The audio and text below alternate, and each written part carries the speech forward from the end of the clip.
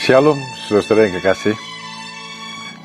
Hari ini saya ingin berbicara bahwa untuk segala sesuatu itu ada waktunya. Dalam Pengkhotbah pasal 3 ayat 1, untuk segala sesuatu ada masanya. Untuk apapun di bawah langit ada waktunya. Untuk segala sesuatu ada waktunya. Kita harus terima ini sebagai satu kenyataan. Untuk apapun di bawah langit ada waktunya. Tapi kemudian dalam ayat ke-11 dikatakan, iya, Tuhan membuat segala sesuatu indah pada waktunya. Saudara, apakah krisis ekonomi indah? Ya enggak.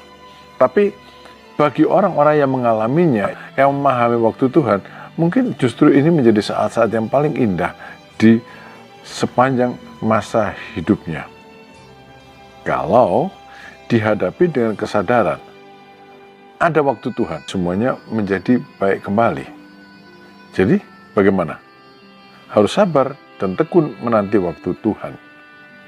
Ya, dan kemudian juga saudara-saudara, ada hal yang perlu kita pikirkan selama menanti waktu Tuhan. Begini saudara, kalau kita sakit, mungkin ada kesalahan kita. Krisis ekonomi kita alami, mungkin ada sesuatu yang sudah kita lakukan di masa lalu yang salah, sehingga kita sekarang begitu parah mengalaminya. Saya tidak tahu dan tidak menuduh.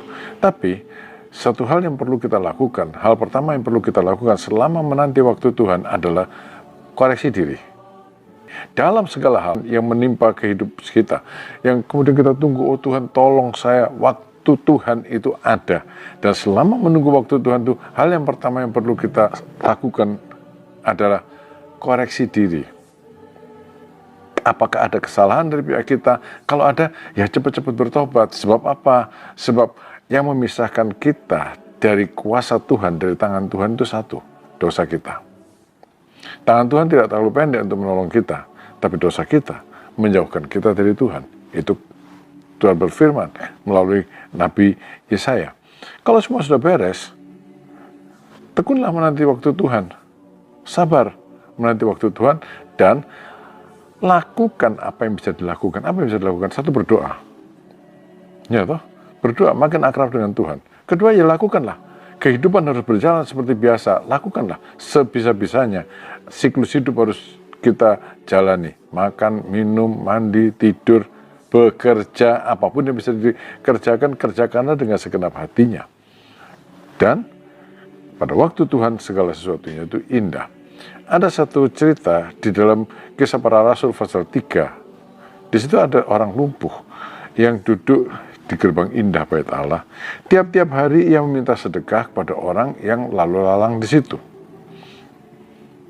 Dalam Kisah Rasul pasal 3, di situ dikatakan bahwa Petrus dan Yohanes hendak masuk ke bait Allah berdoa.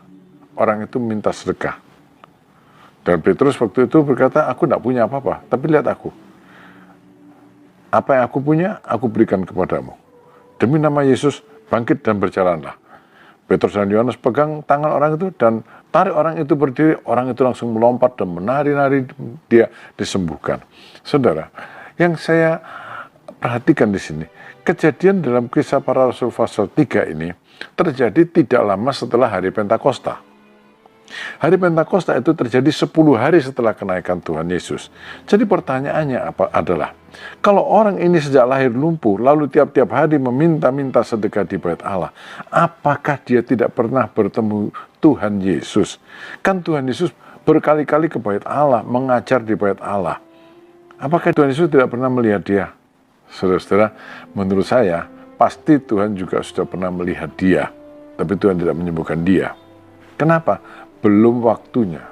Ada waktu Tuhan. Dan waktu Tuhan tiba saat Petrus dan Yohanes pada satu siang masuk ke bait Allah untuk berdoa.